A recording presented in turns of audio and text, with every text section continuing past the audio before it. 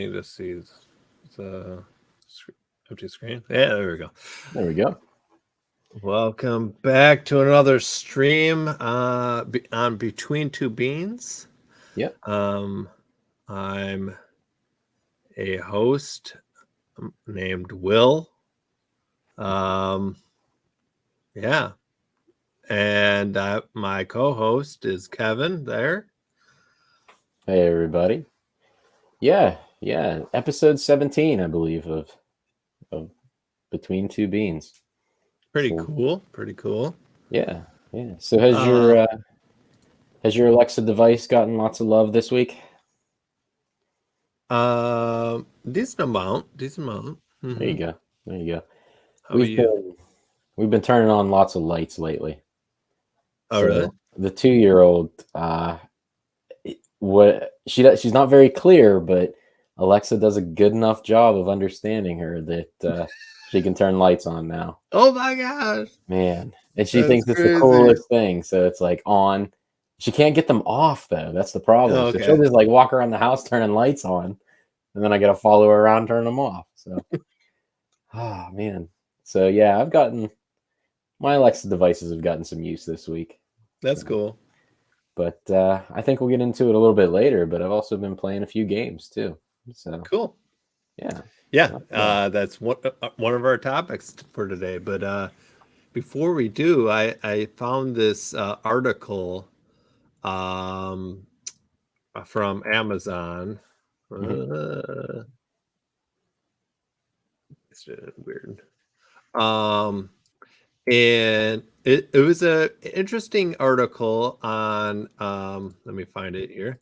The Alexa object detection sensor API enables camera manufacturers to increase customer engagement in 3 important ways. Right. This was like awesome. I was actually trying to utilize my of course I can never remember ring and it's not in this list. Not Nest. We talked about it last time. Oh, the Blink? Yeah, the Blink. Okay. So I actually tried to get into the API for Blink, but I wasn't very successful. Okay. So I wonder if this will help with any way, but it's kind of neat. So did you read the article at all? I did. I looked through this. And so maybe you can answer one question I had right off the bat is, can this tie into existing hardware? I saw some requirements about like a minimum of 720p type cameras, and it had to have certain formats, but is it backwards compatible with what's out there now? Oh, yes. Anything that is already Alexa certified, I believe, can utilize this, and including old rings, old cameras, all that kind of stuff. So yeah, I haven't tried it yet myself to see how things work, but I do have some packages coming, so I was hoping to give it a try. There you go. But yeah, that's what it does is it can detect different the difference between a person and a package, and a few other items.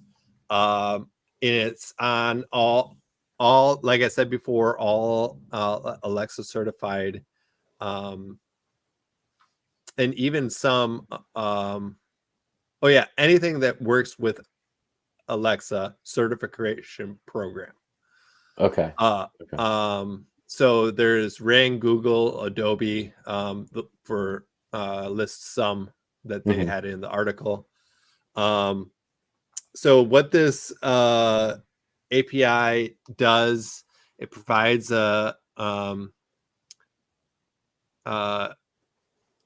notifications to your devices, either video if you have a show, or just audio. And then it has provides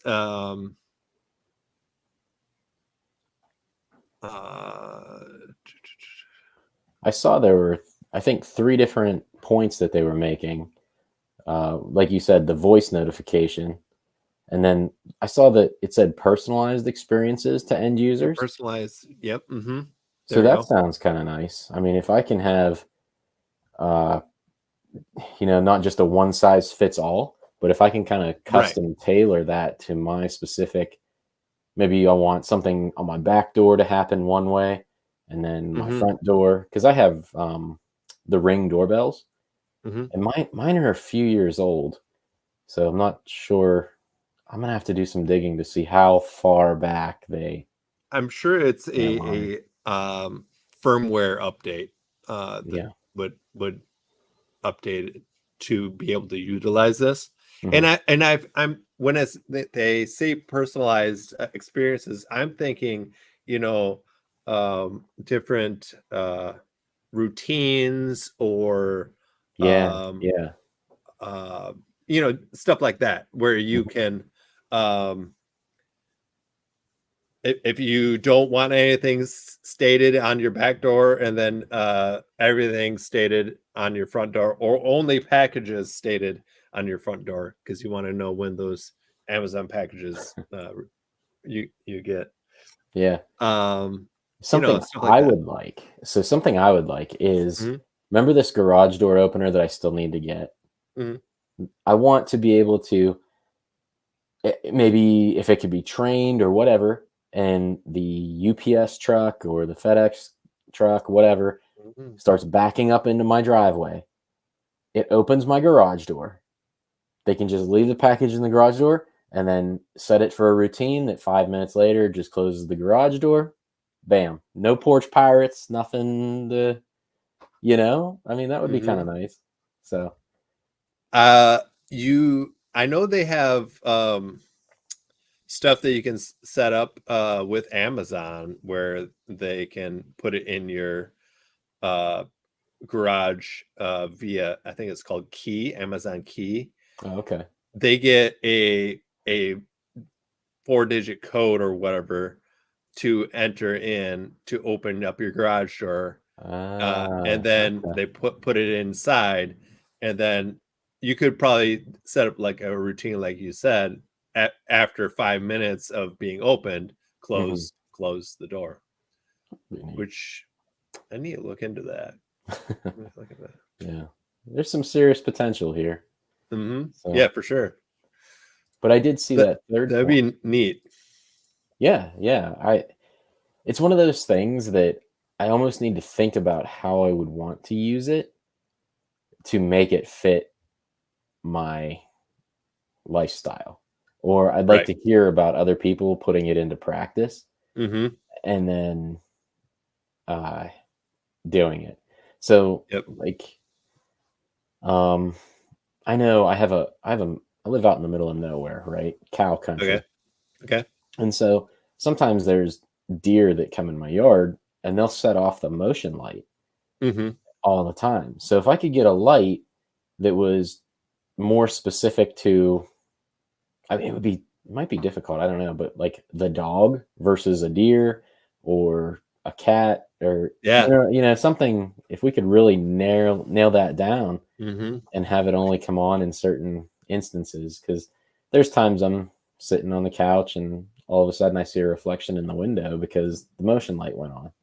Well, if I could be a little more particular about setting it only for people, or maybe excluding the dog, those types of things. So yeah, this that'd be is neat. Something I need to look into. Do you also capture on your cameras, your doorbells at all? Yeah, we have the Arlo system. Okay. I can't remember if that was bought by Google or who or whatever, but it actually works pretty well. We get different notifications, and it's got motion sensing, and it'll alert you or whatever. Okay. But if it could be a little more particular about what it sets off, that would be nice. Every time a leaf goes by.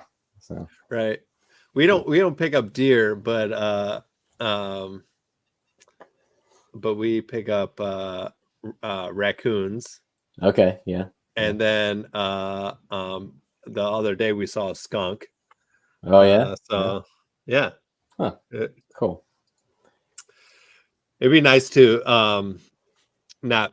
I mean, it's fun to see those things on the camera once in a while, especially at night.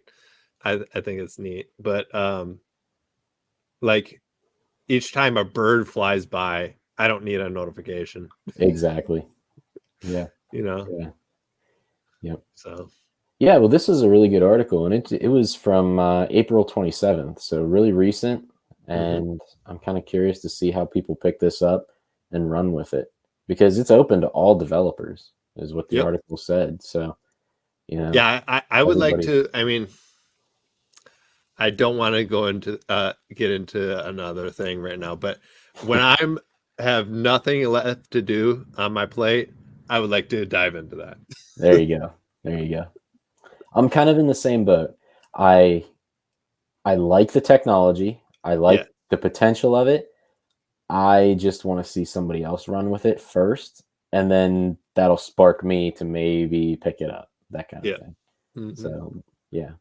Cool. For sure. Cool. Really good find. Nice. Yeah. Okay. Oh, excuse me. Moving on to Bean-boozeled. Sorry. This is actually a game that I played one of the developers' games on my other show a while back. It's by, I'm going to butcher it, I'm sure. Where is it now? It is by Tsa Tsa Tsu. Okay.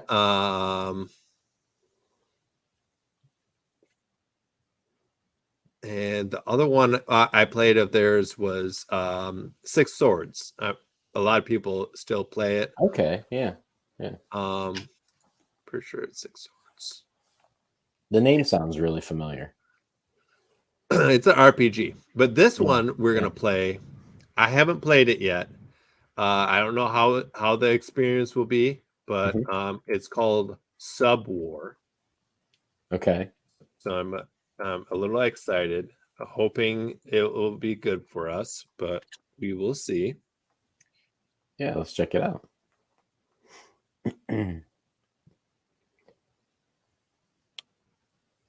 This is typically the part of the stream where Oxygen Box would say something along the lines of extra pickles on your sub or something like that. So. Nice. I know he's been pretty busy, so I don't know if he can still make this stream or not. But yeah, definitely miss those witty comments. That's right. He's with us in spirit. Right. All right. Sub Wars. Open Sub Wars. Okay, here's Sub War. Sub War. All rise. Captain on deck. Welcome, sir. I am Lieutenant Alex, your first officer. Shall we hunt some submarines? Yes. Casting off. Your ship is 3 kilometers south of the strait's midpoint. We are just at the surface. We have a full complement of 6 torpedoes. Try giving an order to move, fire, listen, or ping the sonar. Move? Sure. Move. Your ship is 2 kilometers south of the strait's midpoint. We are just at the surface.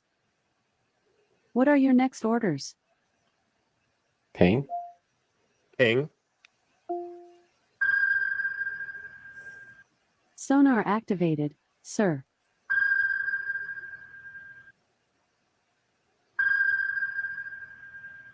Our sonar hears a signal return southwest at about 2 kilometers and slightly below us. Next order, Captain. Dive. Oops. Dive. Your ship is 2 kilometers south of the strait's midpoint. We are 100 meters below the surface. What are your orders now? Ping. Aye, Captain. Pinging sonar.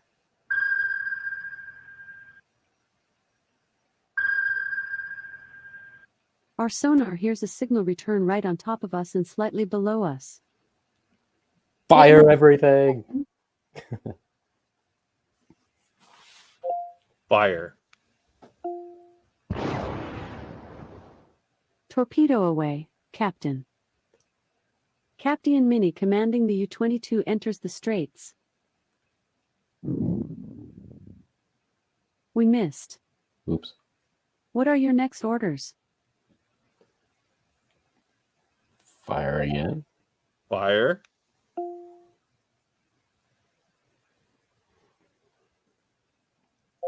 Fire. Torpedo away, Captain. You hear a boom from the north at 3 kilometers. Captain Walter commanding the U-23 was torpedoed. Something exploded north at 5 kilometers. Contact. What are your next orders?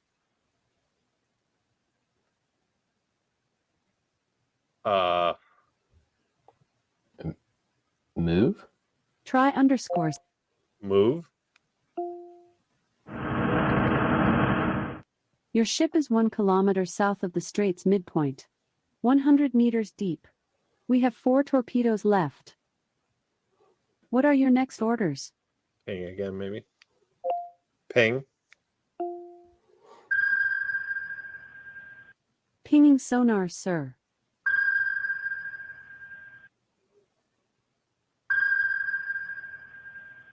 Our sonar hears signal returns northeast at about 2 kilometers and slightly above us, and southeast at about 1 kilometer and slightly above us. Captain Elizabeth commanding the U-24 enters the straits. Next order, Captain. Fire. Torpedo launched, Captain. You hear a ping from the southeast at 1 kilometers. Something exploded east at 1 kilometers. Captain Elizabeth commanding the U-24 was torpedoed. I didn't hear an earth-shattering kaboom. What are your next orders? How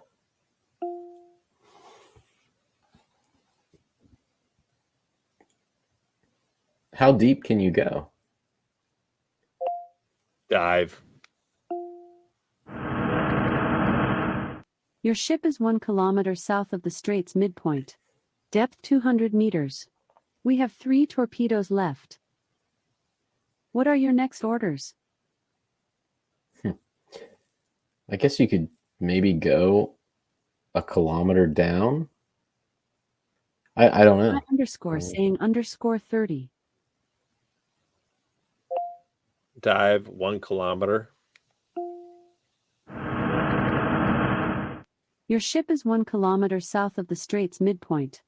We are 300 meters below the surface. What are your next orders? Ping.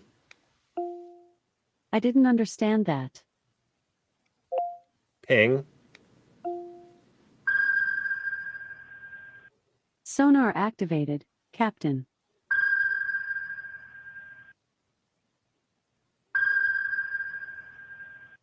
Our sonar hears signal returns north at about 1 kilometer and slightly above us, and south-southwest at about 2 kilometers and slightly above us. Captain Harry commanding the U-26 enters the straits. Someone is pinging us to the southeast at 1 kilometers.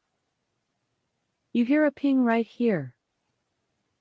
Reading a detonation north-northwest at 3 kilometers away. Captain Emma of the U-25 was torpedoed. What next, sir? Fire southeast. Torpedo away, Captain. Captain Edward of the U-27 joins the game. There's a sonar sweep coming from the southwest 1 kilometers away. There's an explosion south-southwest at 2 kilometers. Captain Harry of the U-26 got torpedoed. Torpedo missed. What are your orders now?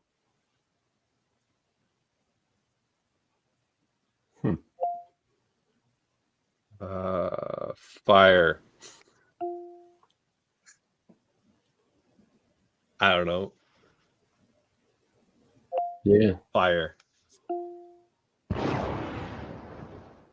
Torpedo launched, Captain. Captain Robert of the U-28 enters the straits. There's an explosion southwest at 1 kilometers.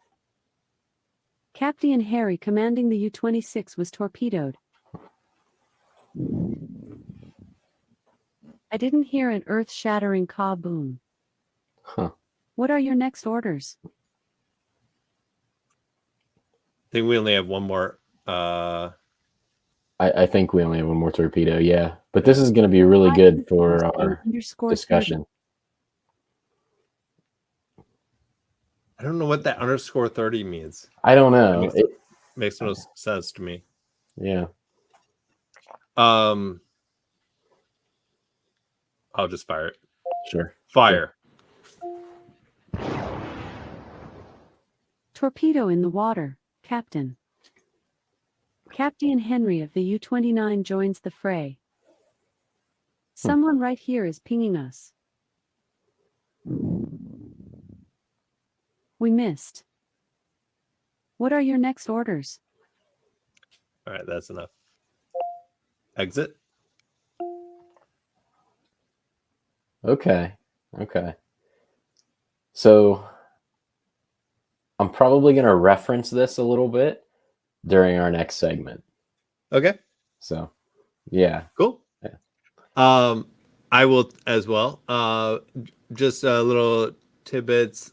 We don't really say anything about this. We usually just play a game for everyone that's new here. But I just wanted to say I did like the sound effects integrated within the game. Yeah. And I think it was wasn't too much, it wasn't too little. It was just the right amount of sound effects. So but besides that, I don't want to get into our next segment too much. So let's move on. Sure. Which is our Beaningful conversation. So this is kind of a topic that I kind of queued up to get more information personally as a developer, but also, I'm very interested in what other people think. So please chat if you're if you can type or say what you're thinking in any of these topics, please do. Or if later on, if you're watching this later, please say anything on these topics in the comments below the videos. I really do want to know what your thoughts are on all of these things, not just me and Kevin. So even though I do care about Kevin, I don't care about me as much. But the topic is voice games. So which is pretty broad, but we do a lot of voice stuff on this thing. That's pretty much what we do. And I build voice games, and Kevin has built some stories, interactive stories that could also be considered a voice game. So that is why I figured we would talk about it. Yeah, that sounds good. So I did. Yep. Sorry, I did see that the Ginger Archie is here with us on Twitch. I think is how I pronounce that. So if, like you said, Will, if you had any games that you like, let us know, or type of game for Alexa devices or just general. Close enough. We'll take it. We'll take it. But yeah, if you have any games that you like to play, different types of genres, let us know. Let us know. We'll definitely touch upon them. So, but yeah, so I think you had one of the questions that you wanted to talk about was what type of voice games are your favorite? And yeah, so I kind of was like going like genre is pretty much what I was trying to get there. Perfect. I typed these up really quickly. No worries. So for me, this is I'm always like in the middle of the road, right? So it depends on my mood, first of all. So if I have, in the morning, right, I sit down at my desk, and if I have some time, I'm going to fire up a game real quick because I have an Alexa device right here on my desk. And if it's just like a 5-minute in and out thing, perfect. That fits me perfectly. So games like Cards of Wonder, Lemonade Stand, there's like a trivia, or sometimes I'll just ask for a joke, whatever. So those types of real quick in and out things are perfect for me in that situation. But there are also times where I'm just propping my feet up on the couch and I have like 45 minutes, right? And I'm not going to watch something on TV, but I'm just going to relax. So I could either read a book, or lately I've found myself using Alexa or voice in order to play a game, right? So the one that I've been jumping into was the Copernicus Legacy. I think nice. Yeah. Really good story. There's interactive pieces. There are things that you need to pay attention to. So I actually have a notebook, and do I have it down here? I do not. It's upstairs. I actually have a notebook. So for like the little clues and pieces or names, things like that, I'll write those down real quick and I'll just play.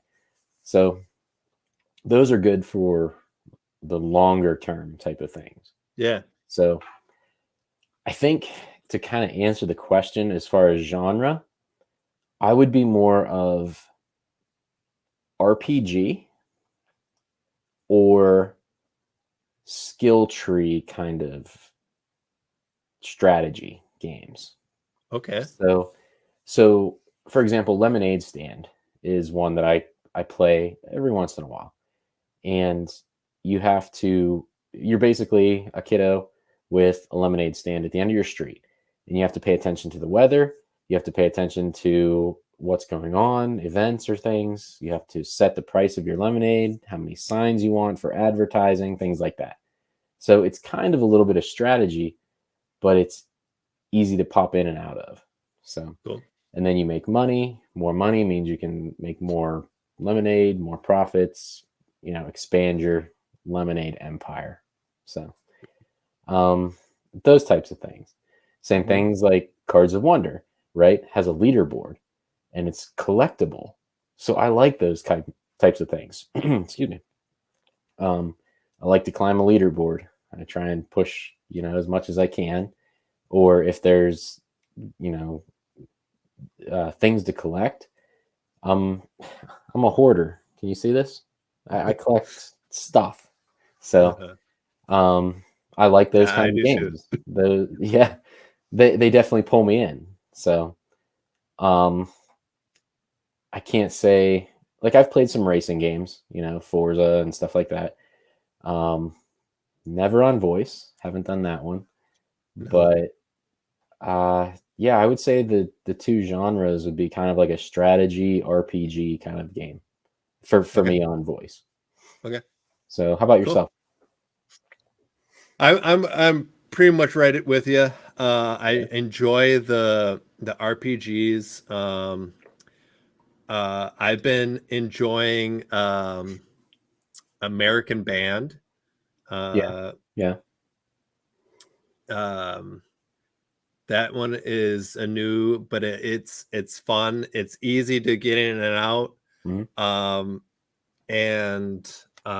Yeah. And then I also I like the sim type of game, I guess, for voice, that or RPGs. But it has to be, quick. I haven't gotten into the Copernicus Legacy type of games yet.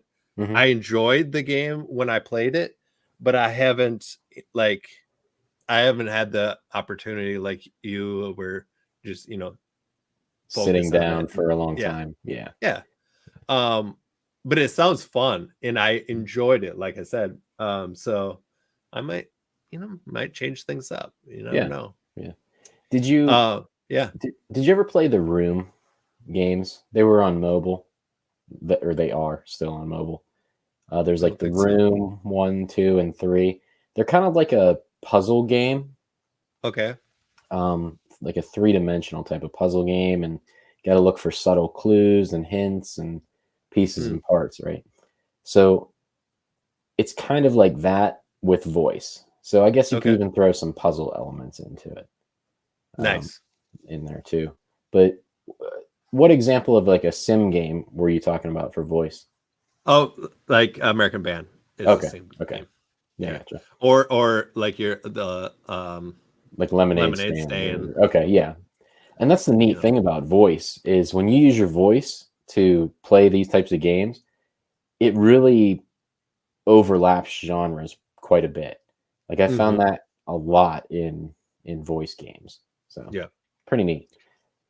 Anyone have any in the audience? What is your favorite genre? Let us know. But we will move on. Sure. To what is your favorite game to play right meow? So top one. Yeah. You can't have 3. You can't have 4. Okay. 2, 1. Top game. And you don't have to suck up. It can be some other game. It can be Copernicus Legacy. You don't have to say Cards of Wonder. Oh man. Okay. Here, let me lie a little bit then. I need to come up with a good one. Because if you want to say a game that's in beta too, that's totally fine with me. Okay. Something like Space Marauders or something like that. Yeah. I don't know. Actually, no. Full honesty, it probably is Cards of Wonder for me at this point. What? Still holding you. I like you've got. So here's the thing with Cards of Wonder, it scratches a bunch of itches. It's got the collectibles. It's got that leaderboard. Even the characters. So, like way back when I was a lot bit younger, Magic the Gathering, right? I was playing some of that, trying to get myself into it. I was terrible at it. Like I like the strategy of it, but trying to figure out a deck that worked and whatever, I was just not good. But they had little pieces of lore on them. So like so-and-so the Great took over this castle and fought the mighty goblin type of thing, like fantasy type thing. And I'm keeping a half an eye on chat here, and so the Ginger Archie, Ginger Archie. We're just gonna have to have you on stream sometime so you can tell me. But Archie, I think it's Archie. I think so. It says, "Oh man, I haven't played Magic since I was like 17." Yeah, it's probably been about that for me too. I might have had a stint in college where I played a little bit. Archie, okay, Ginger Archie, nice, thank you. So, yeah, Magic was fun, but right back to voice. This is kind of like that. So you had that that lore to it, and so you collect these characters, and they have different races to them and different attributes and abilities or whatever. So you kind of get some story elements to that. Same thing like Powers Fighter, right? that was a good one too, and that you had multiple characters to select from, and you kind of could give them your own backstory if you wanted to. Mm-hmm. Yeah. I would have to go with Cards of Wonder just because I know the person who's in first place in the leaderboard. Nice. Yeah. Not me. It must be you. This guy. Nice. But I had to work for it. So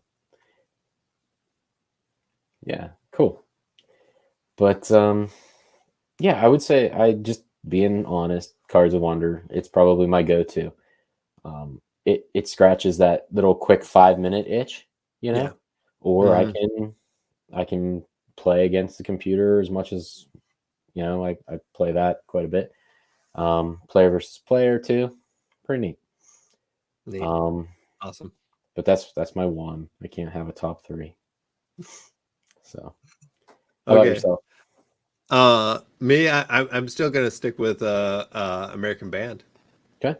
Nice. Nice. It just it's fun. It doesn't take a lot of my time. It is pretty easy to understand the mechanics of everything. Mm-hmm. I love that there's buttons I can push if I forget what I need to say. Right. So that's pretty good. And like I said, I like the sim type of games. Yeah. I was going to make a sim game on stream, and it was going to be a tutorial how to make a game. And I got as far as making the first tutorial how to, and I was like, this is too much work. Okay.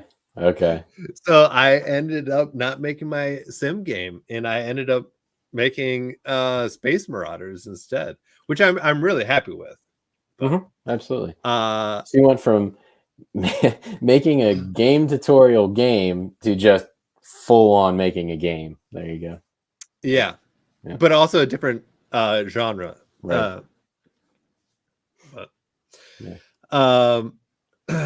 Well, okay. Yeah, that's what I so Ginger Arky, is Cards of Wonder your favorite as well? I like I read your comment. I love it. What is your favorite? Yeah, true. Deep inventory management sim. Ooh. Deep inventory management sim. Okay. Interesting. Yeah, I like this.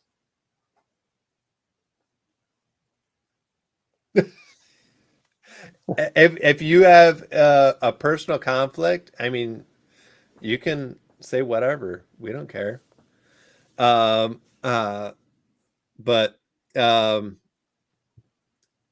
or you can say your top 3. I didn't give Kevin that, but you can say it. Yeah. Anyone else in chat, please tell us your favorite voice game right now. And not to throw out more about Cards of Wonder, but if you play right now, this week you get a free card for Cinco de Mayo. I don't want to give out what it is, even though I'm pretty sure I tweeted it and put it everywhere. But yeah, cool. I love playing games where I can Tetris my inventory. Yes. I can't remember. Was Resident Evil kind of like that? Like you had to kind of do that I see what you're saying. Or something. Yeah, I think I know I've played games too where like your inventory had a weight, and if you had too much stuff, because I was a hoarder, obviously, and I would be over encumbered and then could only walk or whatever. But You should definitely make sure that information gets to the community manager. I'm sure that encumbrance, right? Yeah. Slow and steady. But yeah, so I would say,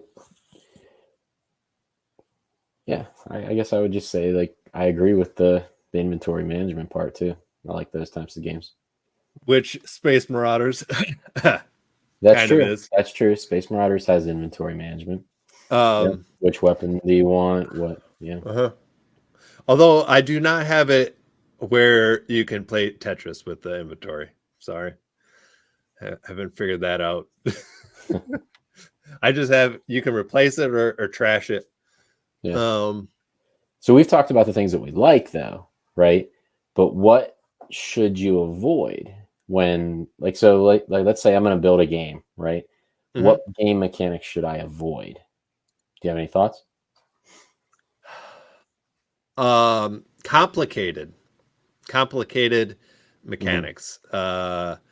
Something that a person is going to forget, and you're not reminding the person what they can do. If they have to say help many times, try to avoid that. But I'm not saying they don't work. I'm just saying my personal opinion. There's a lot of those games out there that are very complicated and they work. But my personal opinion, for me as playing a game, I do not like complicated games. I like it simple, and the game actually tells me what I can do or reiterates what I can do. Yeah, I see where you're going with that. I would agree, and I would say it could be complicated. Like, I like choices, so to speak. Like, let's take the Subwar game that we just played, right? Yeah. Okay. If occasionally it would remind you a little more often, like, oh, here's Captain Henry, yada yada yada.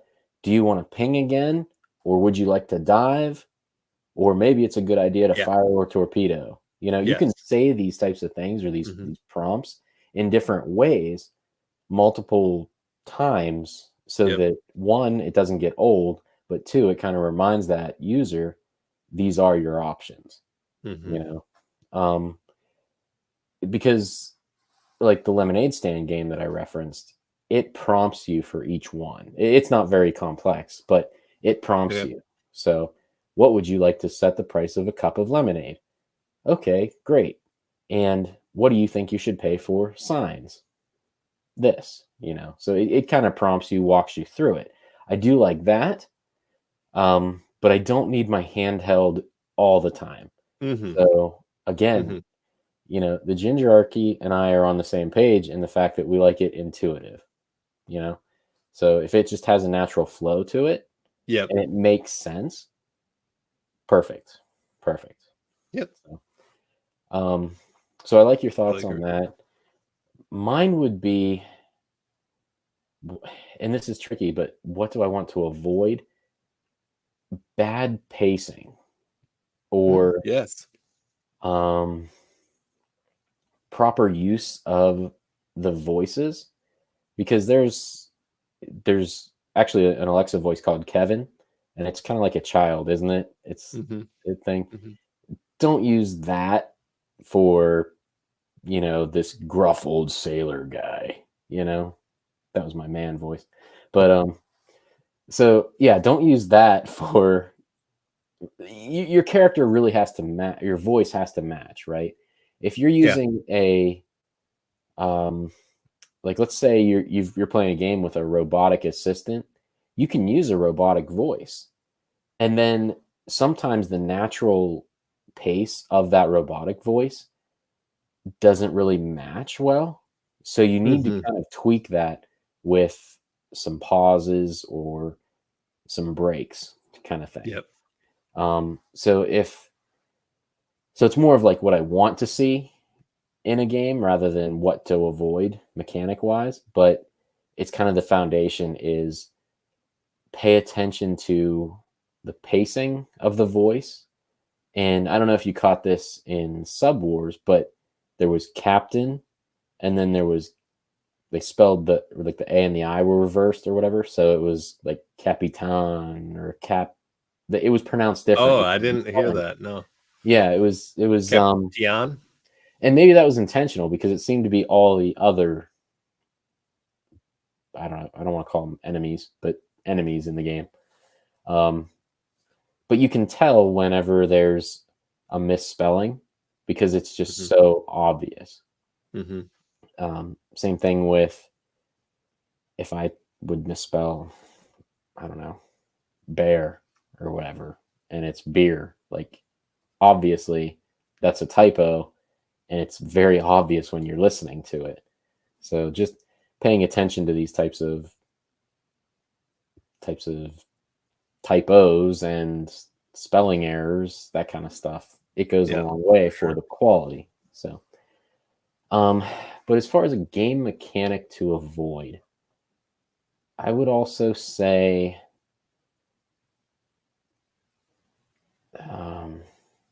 so this is tricky too. Complexity.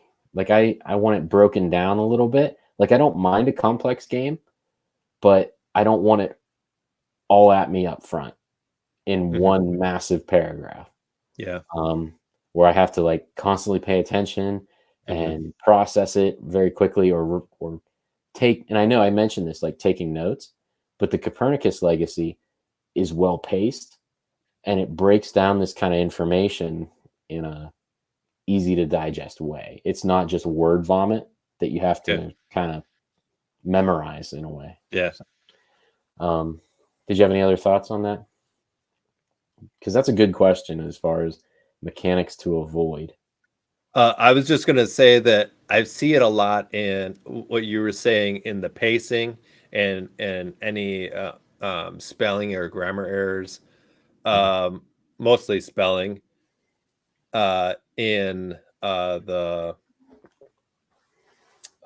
like the quizzes, blueprint quizzes. Okay. Yeah. I don't know what it is with that, but because I've never made one.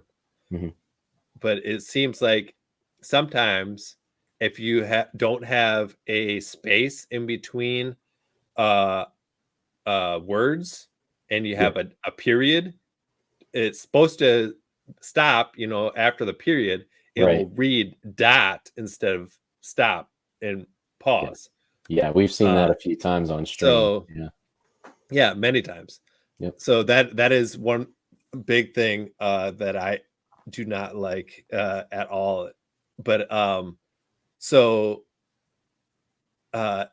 it's not really a mechanic, but it's a good habit to make sure you're listening to every line that you're saying to the user out loud by a device or the console or something like that. So you can catch those errors. Right. Because it kind of breaks the immersion a little bit, depending on the game. So, yeah. Yep. But I don't know. So, what are some things that should be in every voice game? So, for me, I hate when we deal in absolutes sometimes. Like every game has to have this. So, I would like a tutorial in my games, something that just lays out an example, and then I can follow that pattern. It doesn't have to be major. It doesn't have to cover every minute detail of the game. Yeah. But something like this Sub War made me think of this as well. And that, what am I doing? I can move up, down, but like I asked, how far can I go? Yeah. I was thinking of the game in my head as like almost like a giant Rubik's Cube kind of thing, like all these grids, squares that we were moving into. And I was looking almost like a 3-dimensional battleship game. And I think that's what they were going for, but I just couldn't get it. Do you know what I mean? Like, because I was thinking north, south, east, west, whatever. And, but then there was like southeast. Well, I didn't know. Could we fire southeast? I don't know. There was no tutorial to kind of explain that to me. You know, it doesn't even have to be you play through it. It could be a side character explaining, hey, this is what's going on. This is where you're at. This is what you're doing. Look out. You need to attack now by saying this. There you go. Problem solved. That's what I want.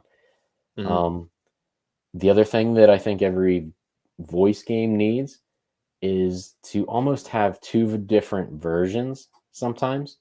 And the fact of, like, for voice, because we focus on voice so much, if I have an Echo Dot sitting in front of me, or I have a show device with the screen, I still want to be able to play that game on either one. Whichever device hears me at that moment, I want to be able to play that game. So whether that's paying attention to the details that are given in the game, like the descriptions, you know, if you need to make it more immersive, versus sometimes you can do visuals, you know, touchscreen stuff every once in a while, buttons, things like that. But I think voice should always be the first focus, I guess is a good word. Focus. So just like in web development, you develop for mobile first, right? And voice development, you should develop in voice first, and that's exactly what I normally do. There are some things, like you said, some buttons and whatnot, that I do in the for visuals, but for the most part, anything on a dot should be the same experience as a show. So my thing is, I love sound effects. I pointed out in the sub wars. I think every game should have sound effects, and you don't have to overdo it. Which that would be, if you overdo it, it'd be not good.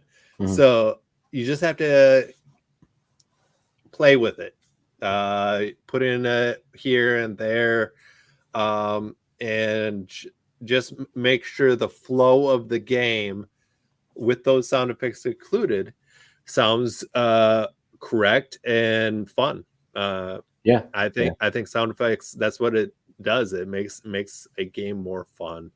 Not just like you were saying, like a word vomit at you.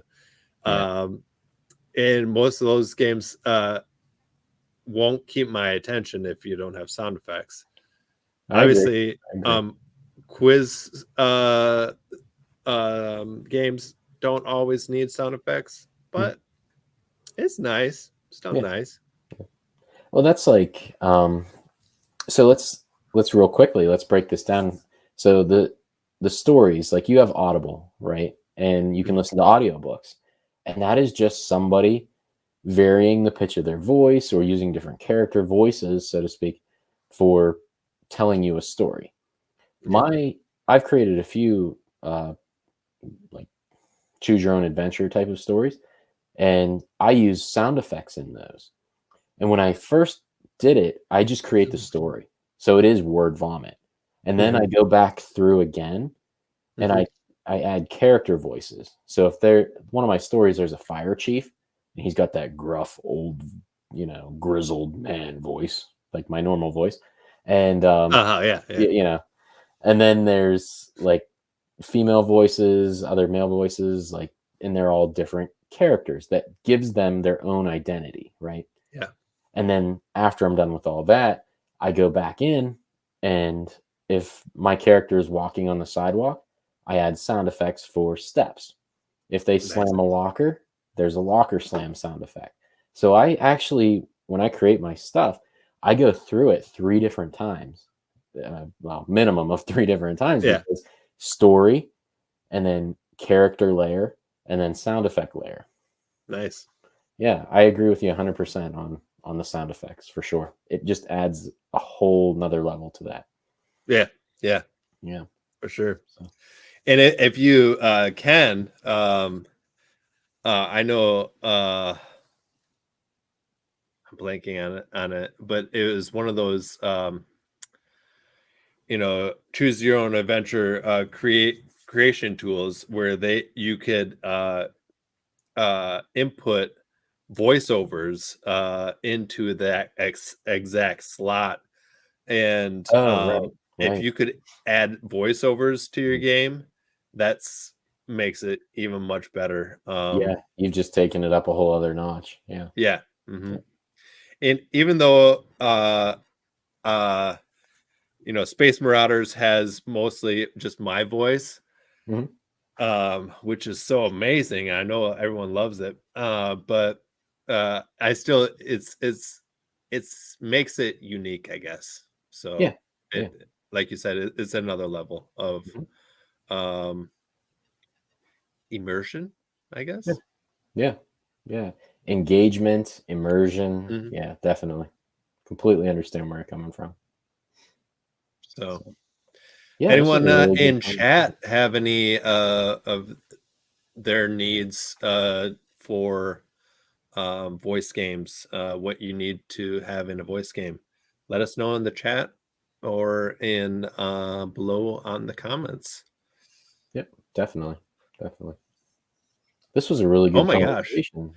Do you feel Holy like cow, it's 9 o'clock. I know. Well, yeah, 10 for me. Yeah. So do you feel like you got some feedback, or you're looking for some more stuff? Yeah, I'm looking definitely for more feedback. So please let us all know. Yeah. Sure. Well, that sounds good. Our last segment is called Bean of the Week, and these are just completely, it doesn't have to be voice related, but it's just something that we picked up this week or something we come across that we just wanted to bring up a little bit. So I think you had one. Is that correct, Will? Yep. So mine is kind of I don't know, weird. Weird. It's GameStop. I really enjoy GameStop, and the thing is, so I have a PlayStation 5. I was blessed with one when GameStop had them. I think they're becoming more accessible now, but they had one, and I bought it but it was a digital one. So I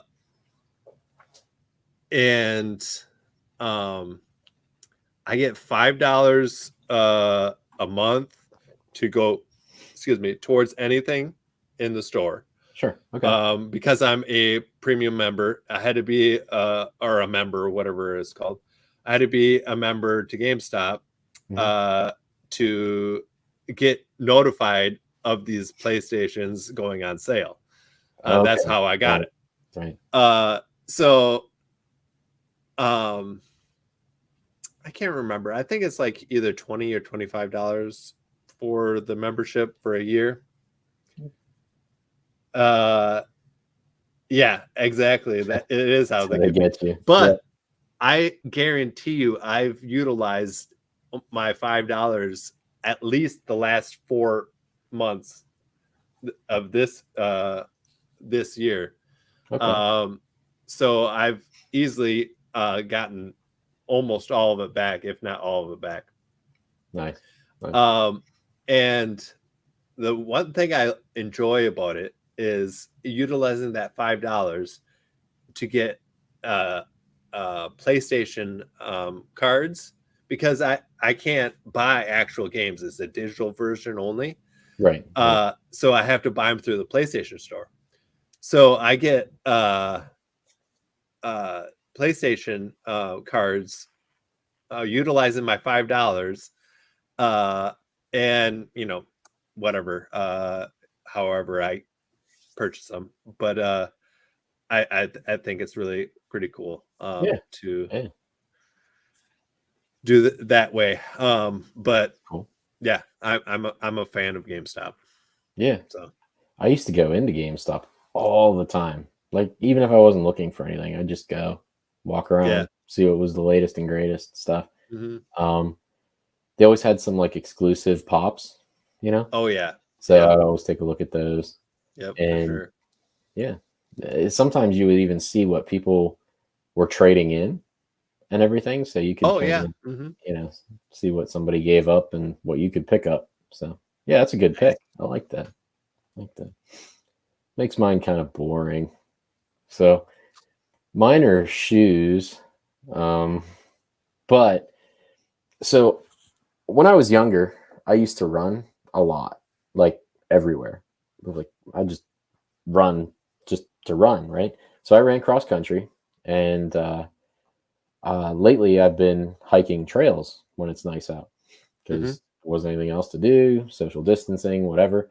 I had to get out of the house, so trails. That's what I did.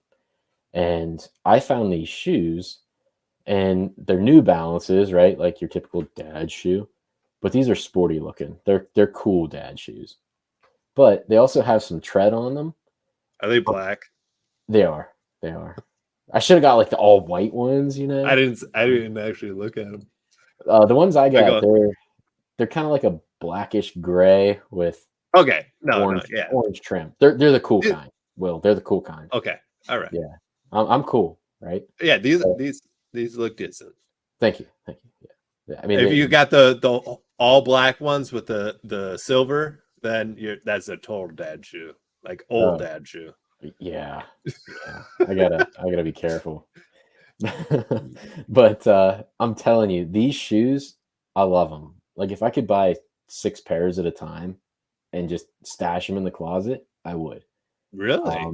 Yeah, like they're comfortable, and I can cinch them up like tight enough so that my foot's not wiggling around in them. They've got good tread, and like I'm gonna call it rubber. I don't know what it is. The rubber tread stuff on the bottom is good quality, so it doesn't just wear away real fast, and it actually does provide some grip. So even on like the sidewalk or whatever, it doesn't make that squeaky sound, if you know what I mean, when your shoes are wet and everything. Yeah. So I'm super happy with these things. Nice. Yeah, so that's my bean of the week, or shoes, but I'm telling you, they're worth it. If I could get, like I said, 6 pairs of them and stash them away till I wear out each pair, I would do it. So sweet. Yeah. So I just need to get the motivation to get outside again. So I mean, they're pretty cheap. Yeah. Too, so. Yeah. I'm cheap dad too. Cheap cool dad. So, but yeah, I like the shoes. I definitely recommend them. Probably not for everybody, but they definitely fit the Are they good for just like standing? Yes ish. Like, there's a difference between like a walking. They're comfortable. They're not a good walking shoe. Yeah, I wouldn't use them for like walking. So like if you're going to Disney World and you're on your feet all day walking through, I probably wouldn't do that. But hey, did we just get a sub? We got a sub. Thank you, Ginger Arky. Yeah, I really appreciate that. Thank you. Cool. Followed for the cool dad shoe tips. That's what it was. Yep. So, but yeah, I'm happy with them. I like them. I wouldn't recommend wearing them to Disney though. I think. Okay. See, I knew it. See, nice. That's how I'm going to end every stream, with shoe talk. Nice. But yeah, they're not really a walking shoe. They're more of an aggressive movement type of shoe. Okay. Now I'm getting into technical jargon, but yeah, that's pretty technical. Yeah. Yeah, that's about as much as I can talk about shoes. So Cool. Nice. I actually used to sell shoes. Really? Yeah. Oh my goodness. We're going to have a special behind the scenes segment where I hear about all this. But I definitely did sell a few pair in my day. Yeah. Yeah. You're like, you need the high heels, you need the stiletto thing, and like these have glitter on them. No, they're just like running shoes or that kind of stuff. Man. Anyways, thanks everyone for watching. Yeah.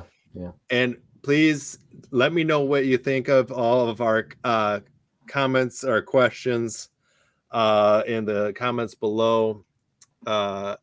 And you can at me on Twitter. I'm not always on there. But I also want to do another shout out. I did a shout out